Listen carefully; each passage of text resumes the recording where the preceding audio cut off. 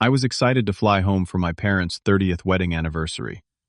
Running my own tech company had been challenging, but it allowed me to support my family financially. The surprise cruise tickets in my carry-on would make their celebration perfect.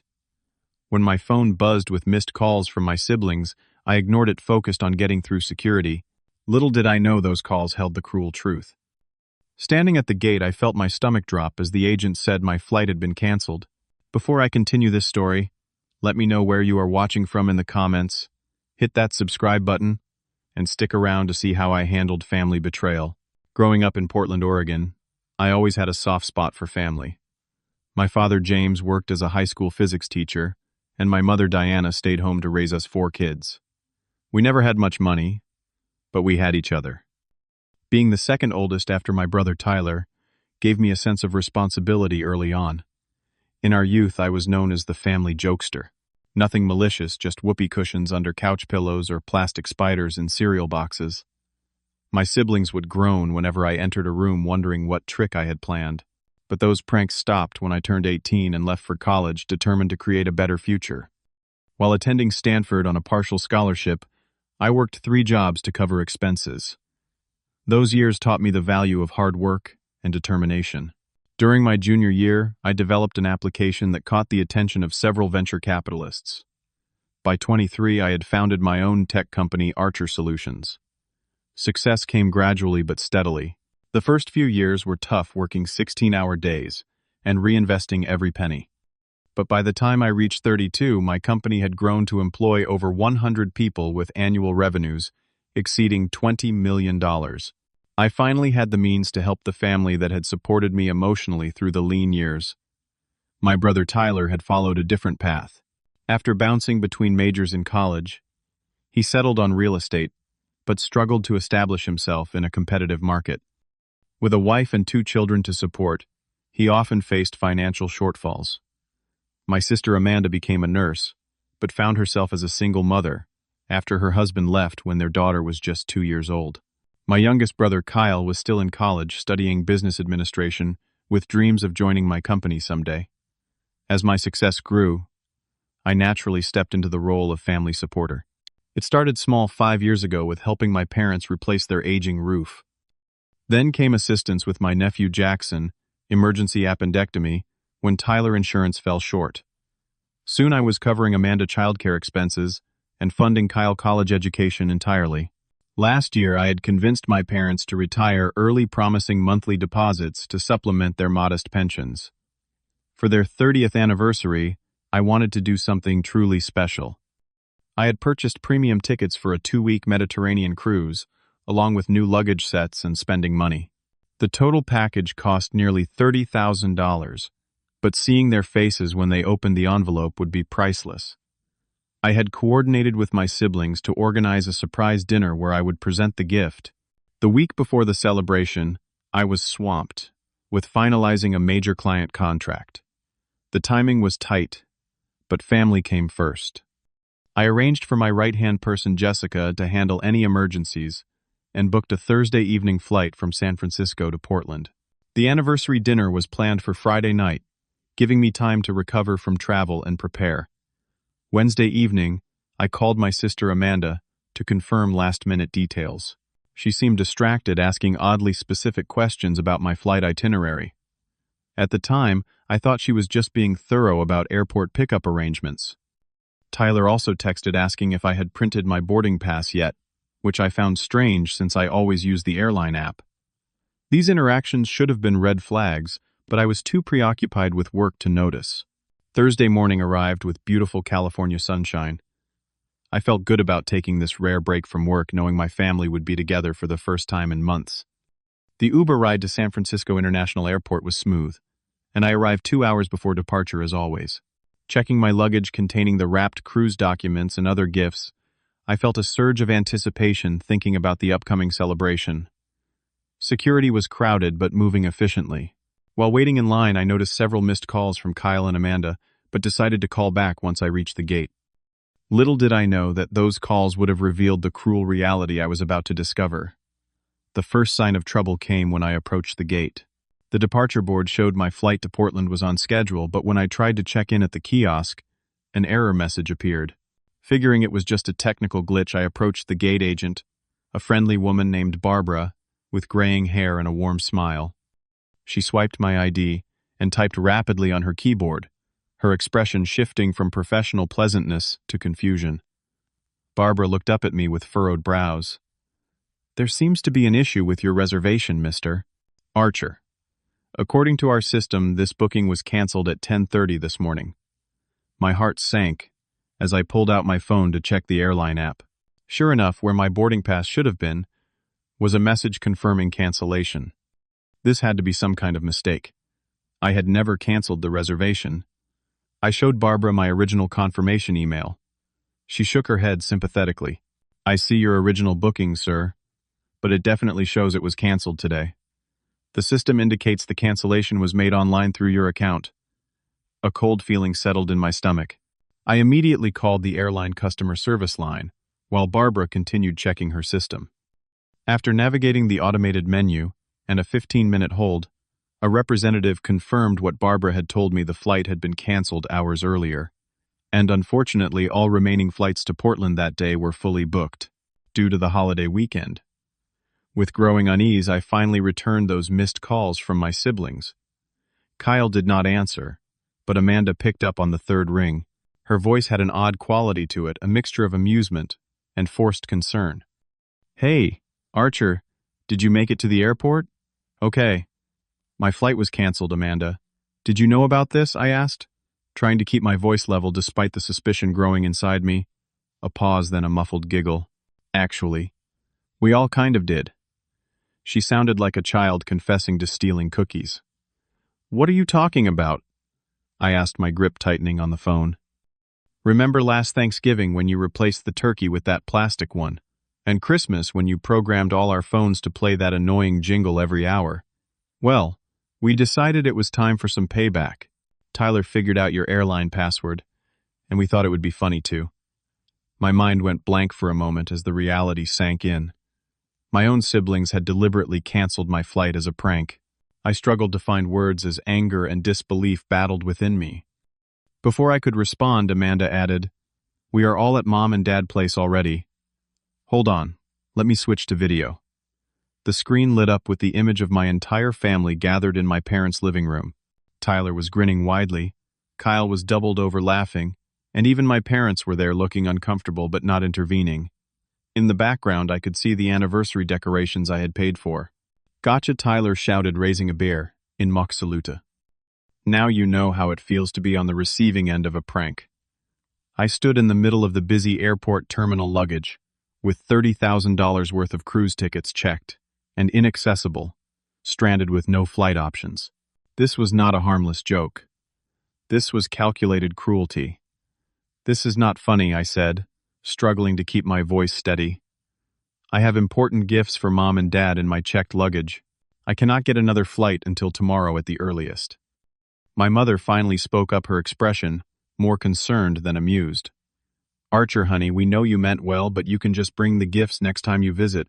The kids just wanted to teach you a little lesson about your pranking." I could not believe what I was hearing.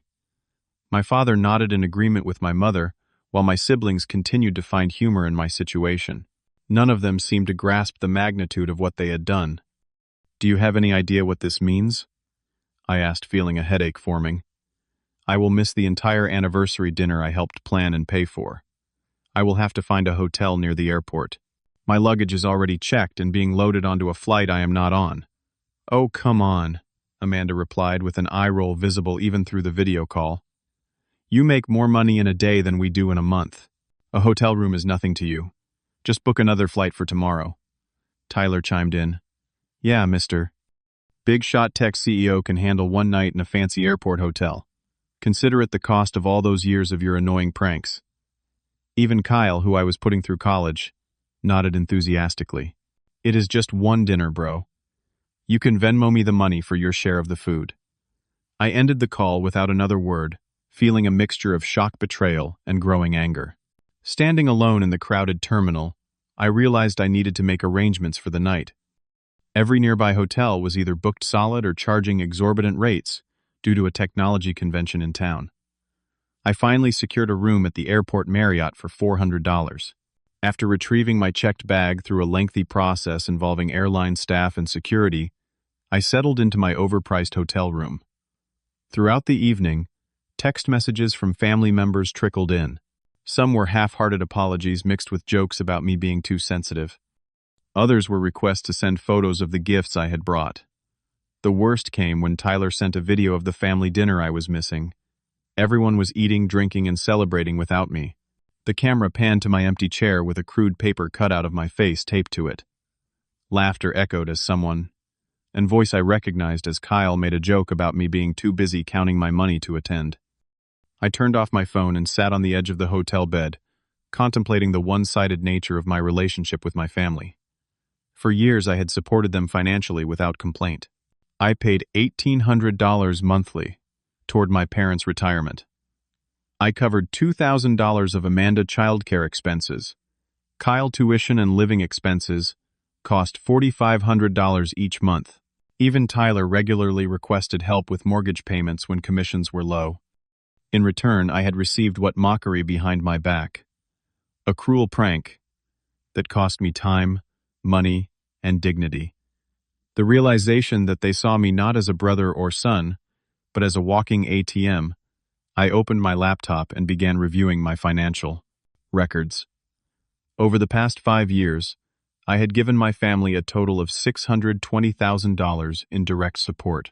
That did not include gifts, vacations I had funded, or emergency expenses I had covered without question. A text from Amanda broke my reverie. "When will you be here tomorrow? Mom wants to know if she should save you some anniversary cake." No mention of remorse, no acknowledgement of the pain they had caused. Just a casual inquiry, as if nothing had happened. I managed a few hours of restless sleep before being awakened by my phone ringing at 2:15 a.m. It was Kyle, his words slurred from what I assumed was excessive celebration at the dinner I had missed. "Dude, are you still mad?" he asked without preamble. "You should have seen your face on the video call. Priceless Kyle, do you have any idea what you all did to me today?" I asked, sitting up in bed. "Come on, it was just a joke," he replied dismissively. "Besides, you deserve it after all your pranks over the years." "My pranks were hiding rubber spiders in the cereal box when we were kids," I said. "You all stranded me at an airport and cost me thousands of dollars." There was a pause then. Kyle lowered his voice conspiratorially. "Well, if you think the flight thing was bad, you would really be pissed if you knew about the cruise tickets." My blood ran cold. "What about the cruise tickets?" Kyle laughed, clearly too intoxicated to recognize the seriousness of the conversation. "Mom and Dad found them in your email last month when they were using your laptop during their visit. Tyler said it was too much money to spend on a stupid boat ride, so we—" I felt my heart pounding. "So you what, Kyle?" "We kind of convinced them to let us use the money for a family trip to Hawaii." Instead, he continued, oblivious to my growing horror. "Dad already canceled the cruise and got the refund sent to his account. We are all going in July. We were going to invite you too eventually." Surprise, the revelation hit me like a physical blow. Not only had they ruined my trip and humiliated me with their prank, but they had also hijacked my anniversary gift and redirected the funds to a vacation of their choosing. "Do Mom and Dad know about this?" I asked, my voice barely above a whisper. "Oh yeah," Kyle replied. "They felt weird about it at first, but Amanda told them you make so much money you would not even notice. And Tyler said it was better for everyone to enjoy a vacation than just them going on some boring cruise with old people." I was speechless. The betrayal was complete and devastating. My own parents had participated in this deception, taking my gift and allowing my siblings to manipulate it for their benefit. "Hey," Kyle continued, seemingly unaware of the bomb he had dropped. "When are you sending Mom and Dad next month's support check? Dad mentioned they want to renovate the downstairs bathroom." That question, so casual and entitled, was the final straw. In that moment, something fundamental changed within me. The years of one-sided generosity, the taken-for-granted financial support, the utter lack of respect for my efforts, all crystallized into perfect clarity. "I will call everyone tomorrow," I said evenly, ending the conversation before Kyle could respond. I did not sleep for the remainder of the night. Instead, I channeled my hurt and anger into productive action. First, I contacted my financial advisor, waking her with an emergency call. Together we reviewed all the recurring transfers to my family members and placed immediate holds on them. Next, I emailed my attorney requesting an urgent consultation regarding the establishment of education trusts for my nieces and nephews that would bypass my siblings' control.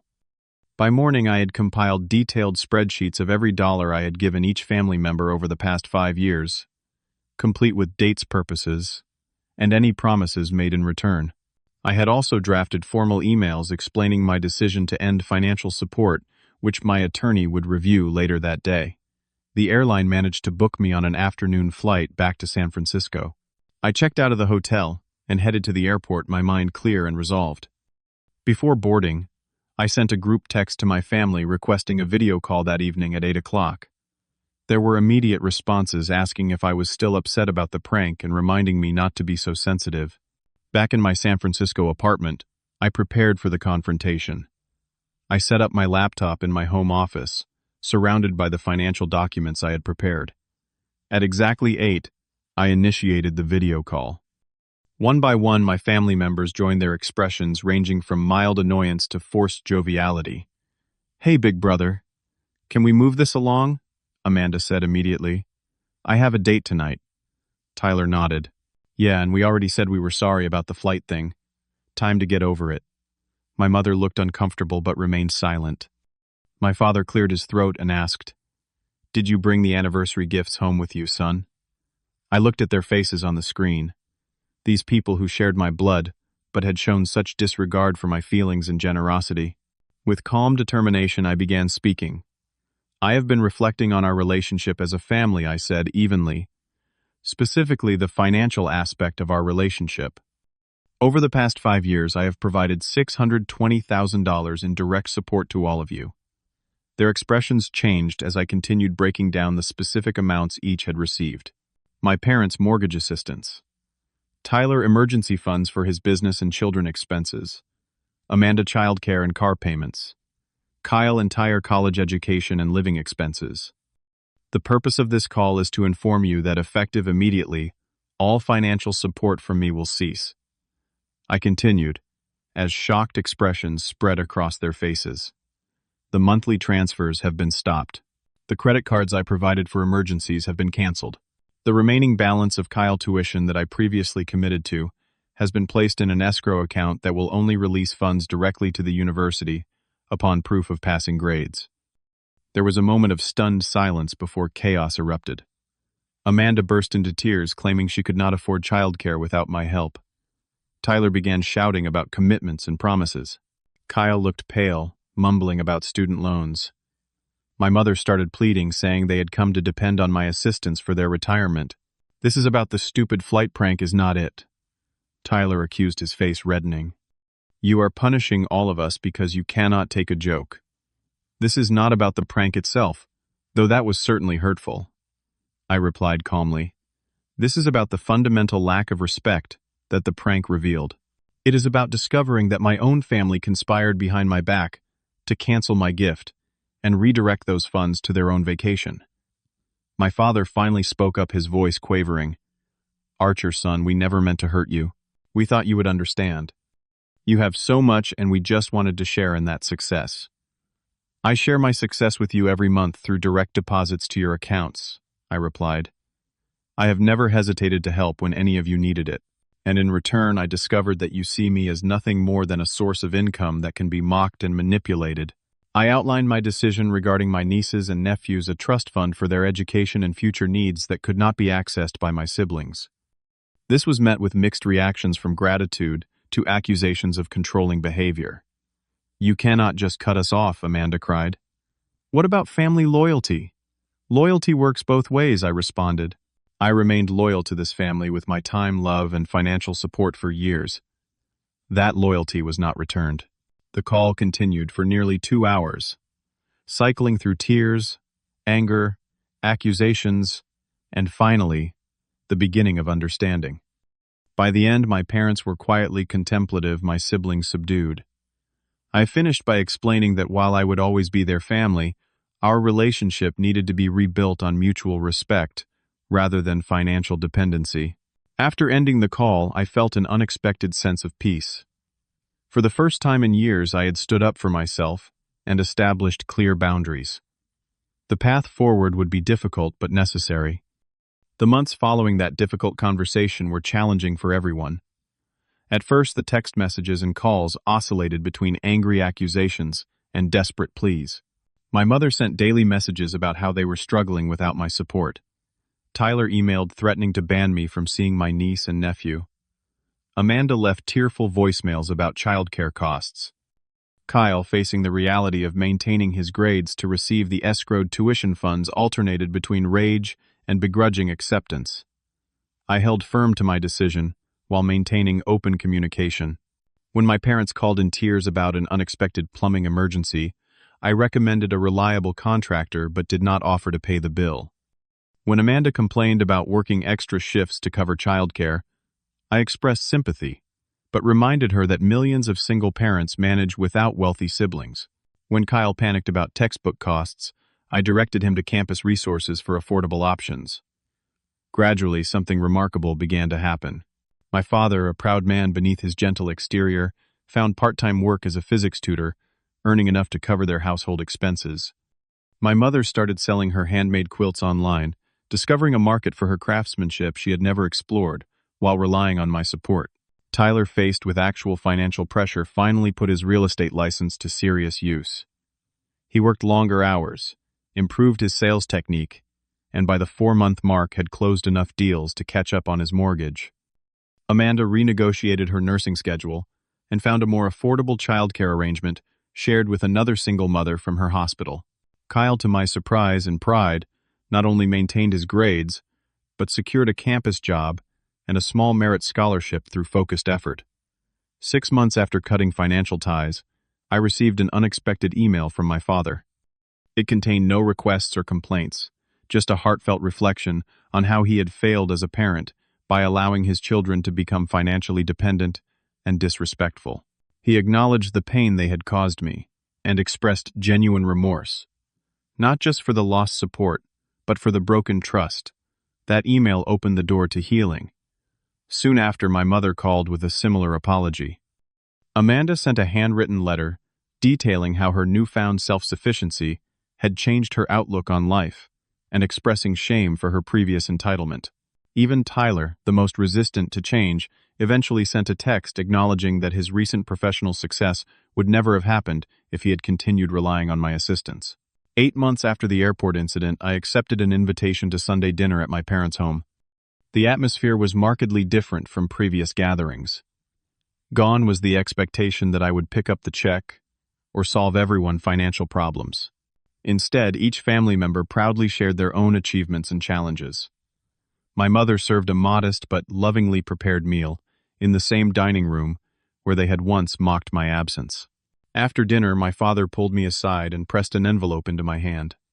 Inside was a check covering the cost of the hotel room from the airport incident. It was not much compared to what I had provided over the years, but the symbolism was powerful. This was not about the money, it was about recognition and respect. 1 year after the painful revelation at the airport, I can honestly say that cutting financial support was the best thing I could have done for my family. Our relationships have transformed from transactional to authentic. My siblings have discovered strength and capability they never knew they possessed. My parents have regained their dignity and self-respect. As for me, I have learned that true generosity includes helping people develop self-sufficiency, not creating dependency. I now carefully consider whether giving money actually helps or hinders someone's growth. I have established healthier boundaries in all my relationships, not just with family. The education trusts for my nieces and nephews remain in place, ensuring they will have opportunities without creating entitlement. I occasionally help with true emergencies, but always in ways that encourage independence rather than reliance. The cruelly canceled flight and the painful discovery that followed became the catalyst for genuine family healing. Sometimes the most loving thing we can do for those we care about is to stop enabling destructive patterns, even when that decision brings short-term pain. Have you ever had to make a difficult decision that hurt initially, but led to growth and healing? Share your experiences in the comments below. If this story resonated with you, please like, subscribe, and share it with someone who might be struggling with setting necessary boundaries. Remember, true support empowers others to stand on their own feet. Thank you for listening to my story, and I wish you strength and wisdom in all your relationships.